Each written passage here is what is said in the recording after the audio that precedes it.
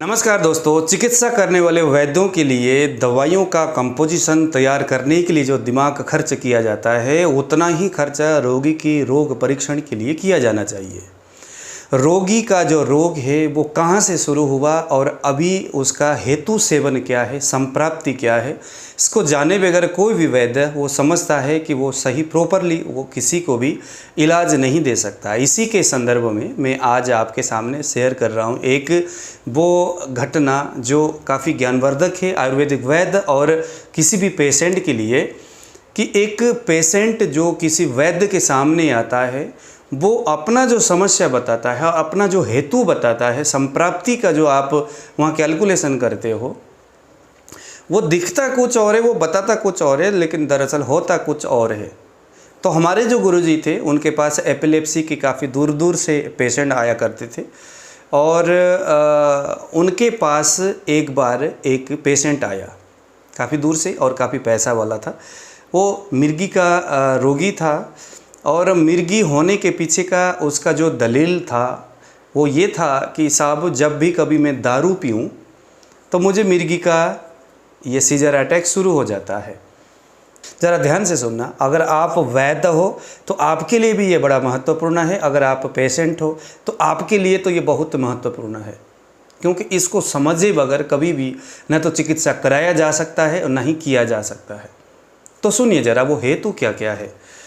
उसने बताया कि जनाब हम किसी यार दोस्त के घर में बाहर जो गार्डन है वहाँ पर एक टेबल में दारू रखना और उसके बगल में एक डीजे टाइप का कुछ छोटा सा साउंड बॉक्स रख करके उसको गाने बजाना और रात भर हम जितना भी हो सके 12-1 बजे तक हम डांस करते थे, दारू पीना, डांस करना।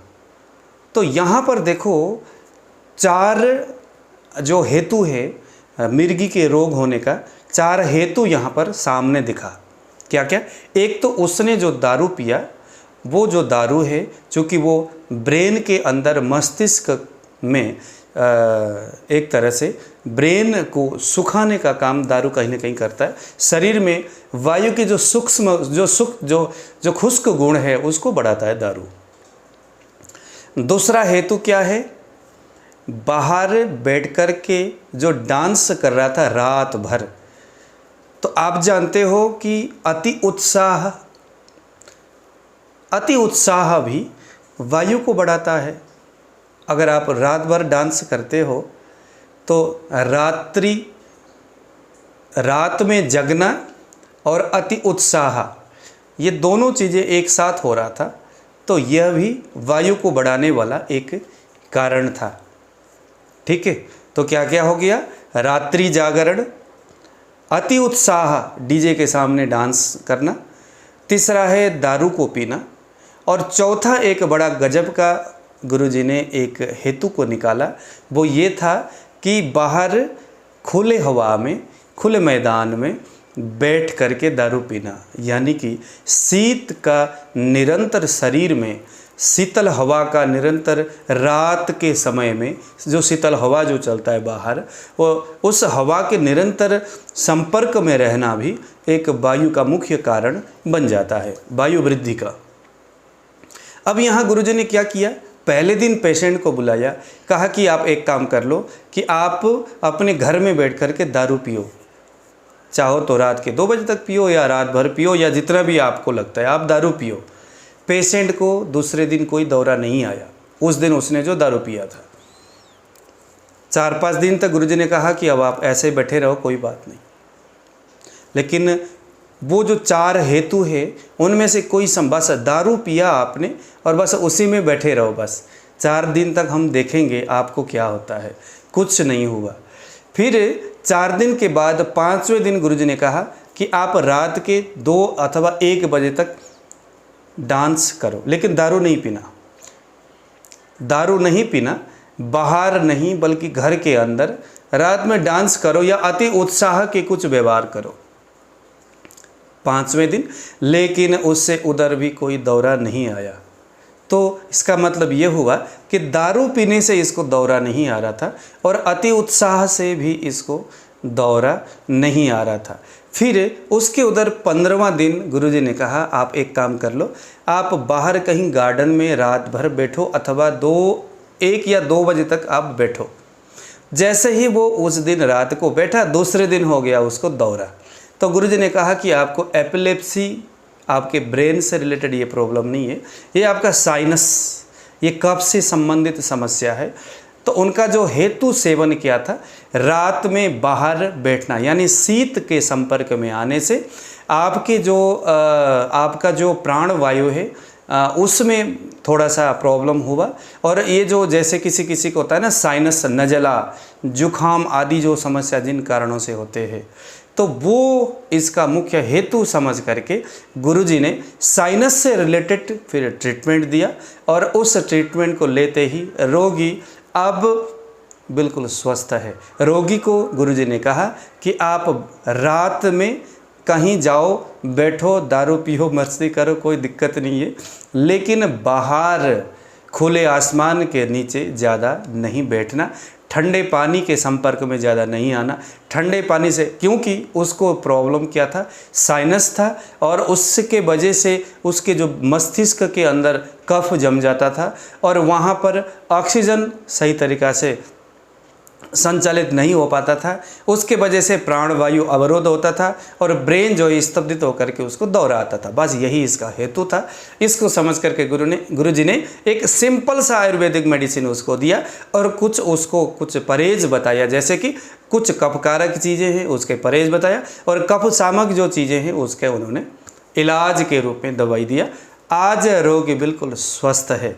हालांकि वो मेरे संपर्क में तो नहीं है, लेकिन तब कम से कम गुरुजी के ट्रीटमेंट देने के बावजूद भी 5-6 वर्ष तक जब मैं वहाँ वृंदावन में था, तो वो वहाँ पर उनका फ़ोन आता था। अति उत्साहित गुरुजी होते थे कि चलो इसका देखो रोग, मिर्गी का रोगी, और सारे लोग जो उसको ट्रीटमेंट दे रहे थे वो ब्रेन के अंदर जी ऐसा वैसा हो गया, कोई कह रहे थे कीड़ा हो गया, कोई क्या कर रहे थे, कोई क्या कर रहे थे, लेकिन उसका मुख्य हेतु क्या था, उसका साइनस था।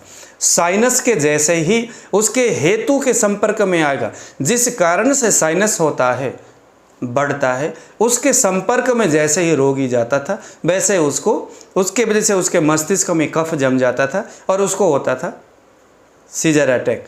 तो उसके जो हेतु है उसको जैसे उन्होंने हटाया, वैसे रोगी हो गया खुश, गुरुजी हो गए खुश, आयुर्वेद हो गया खुश। तो दोस्तों, आज का यह संदर्भ और प्रसंग बस एक यही नॉलेज और ज्ञान देता है। यही प्रसंग ये आपको ज्ञान देगा कि कोई भी जो रोगी है उसका केस टेकिंग करना बहुत ज़रूरी है।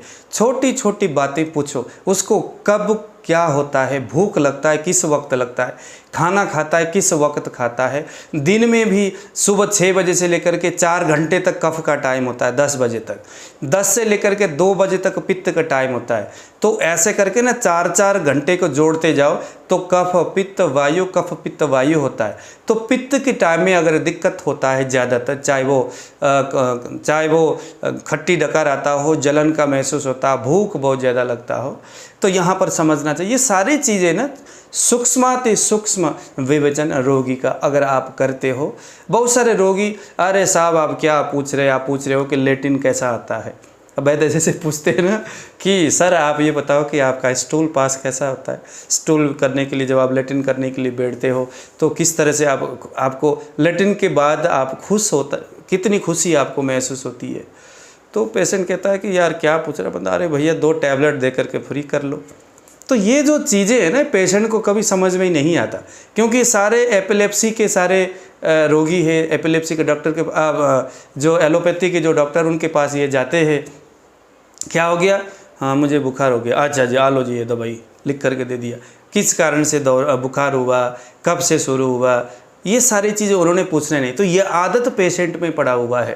तो हम जानते हैं आयुर्वेद वैद्यों के लिए इस स्थिति से गुजरना और उससे ये सारी चीज़ें पूछना बड़ा मुश्किल है। लेकिन अगर पेशेंट भी थोड़ा आयुर्वेदिक इन प्रोटोकॉल को समझता है, जानता है कि आयुर्वेदिक ट्रीटमेंट का हिसाब किताब, इसका लाइन ऑफ ट्रीटमेंट किस तरह से तय की जाती है, पेशेंट का ये सारी चीज़ें अगर उनको समझ में आता है तो डेफिनेटली है कि पेशेंट का इलाज करना बहुत आसान होता है। वैद्य जो चीज़ पूछे अगर पेशेंट उसको सही सही बताए तो वहाँ से फिर हेतु सेवन पता चलता है और उसके लिए अकाट्य आयुर्वेदिक दवाई वैद्य के माध्यम से दिया जाता है। कोई भी वैद्य खराब नहीं होता, दवाइयाँ भी वो सही देते, लेकिन पेशेंट ही कभी कभी अनजानवश अज्ञानतावश वैद्य को जो वो केस टेकिंग करते वक्त सवाल पूछते हैं, थोड़ा सा उसको अटपटांग सा लगता है। भैया अगर कोई पूछे कि भैया ऐसा पेशाब करते वक्त आपको क्या होता है, क्योंकि उनको आज तक कभी किसी ने इस तरह का सवाल तो किया नहीं है। लोग ज़्यादातर आयुर्वेदिक वैद्य और डॉक्टर के पास तो जाते नहीं है। कभी कभी जब लगा कि भाई कहीं से कुछ नहीं हो रहा है तो चलो, वो भी सब आप कर पाओगे, गारंटी क्या है आपका ये सब करने का, तो ये सारे सवालों के साथ जाते ही शुरू हो जाता है। तो इसीलिए वैद्यों के सामने है बड़ा समस्या, लेकिन धीरे धीरे जैसे जैसे लोगों को चीज़ें समझ में आता जाएगा वैसे वैसे हमारे लिए बहुत ज़्यादा आसान बनता जाएगा। तो दोस्तों आज दीजिए विदा, जय श्री राम।